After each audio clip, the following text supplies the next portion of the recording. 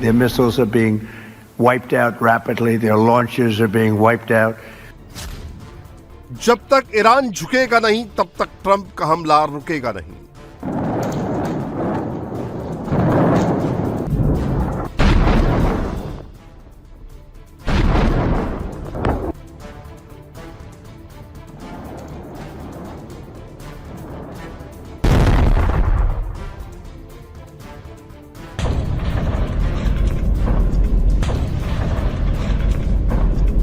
Their leadership is just rapidly going. Everybody that seems to want to be a leader, they end up dead.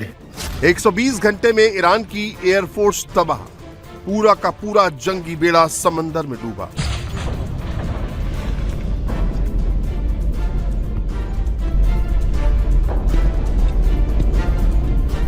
The Iranian Air Force is no more. The Iranian Navy rests at the bottom of the Persian Gulf. Iran ने क्यों दिया final ultimatum? क्या Israel से अब होगी एटमी जंग?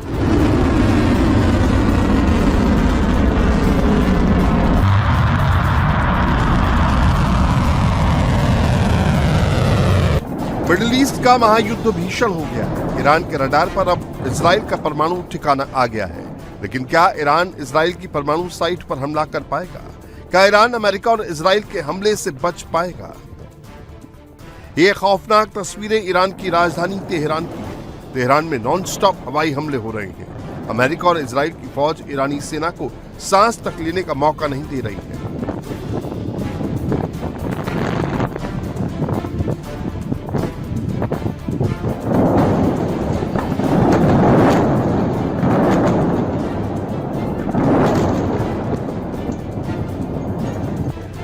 दिन हो या रात, ईरान पर बमबारी थमने का नाम नहीं ले रही है। तेहरान पर अमेरिका और इजराइल के फाइटर जेट मिलकर बम बरसा रहे हैं। तेहरान में ऊंचे ऊंचे धुएं के गुबार नजर आ रहे हैं।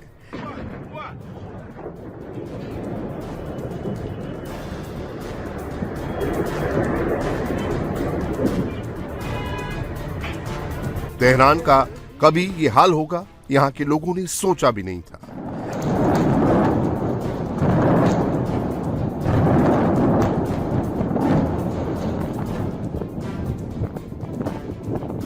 अमेरिका की ताबड़तोड़ स्ट्राइक से तेहरान खंडर बनता जा रहा है। ये तेहरान के इनकलाब स्क्वायर के पास का मंजर है, जहां इस समय सिर्फ और सिर्फ बर्बादी के निशान नजर आ रहे हैं। जब ये घटना हुई तब हम घर पर ही थे। धमाके की तेज लहर से मेरी पत्नी घायल हो गई, इसलिए हम उन्हें अस्पताल ले गए। मुझे टूटे हुए कांच से चोट लगी। बहुत सारे कांच के टुकड़े मेरे सिर पर लगे। 3 मिसाइल गिरने के बाद हम वहां से निकल गए और लश्कर मोहल्ले में एक सहकर्मी के घर चले गए। मैं शिक्षा मंत्रालय में काम करता हूँ। मेरी पत्नी ने रात रूस बे अस्पताल में बिताई। अब मैं यहाँ अपना सामान लेने आया हूँ और फिर किसी दूसरे शहर जाने वाला हूँ। जो हाल तेहरान का है वही आलम ईरान के कुर्द शहर संदज का है। सामने जिस बिल्डिंग पर धमाका हुआ है वो ईरान के सरकारी न्यूज चैनल IRIB की है।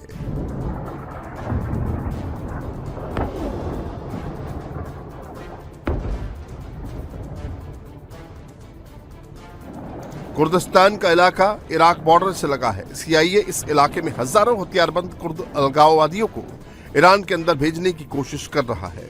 यही वजह है कि इजराइल और अमेरिका की एयरफोर्स लगातार कुर्दिस्तान से लगे बॉर्डर एरिया में बम बरसा रही है।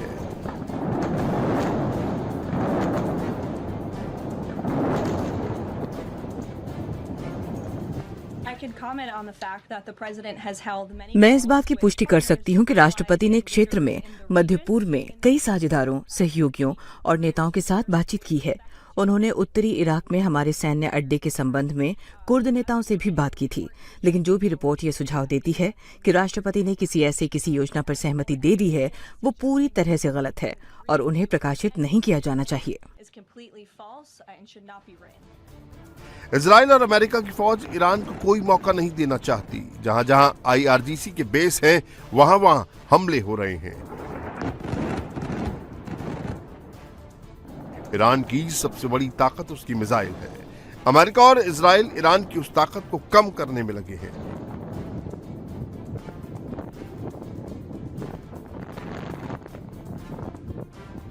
इन तस्वीरों को देखिए। ईरानी सेना दुश्मन पर मिसाइल अटैक की तैयारी कर रही थी, लेकिन इससे पहले कि ईरान फोर्स मिसाइल को लॉन्च करती, इजरायली फाइटर जेट ने उसे लॉन्चर समेत तबाह कर दिया।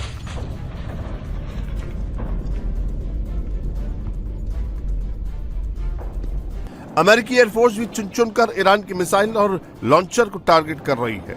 IRGC के कमांड सेंटर, मिसाइल और ड्रोन डिपो को उड़ा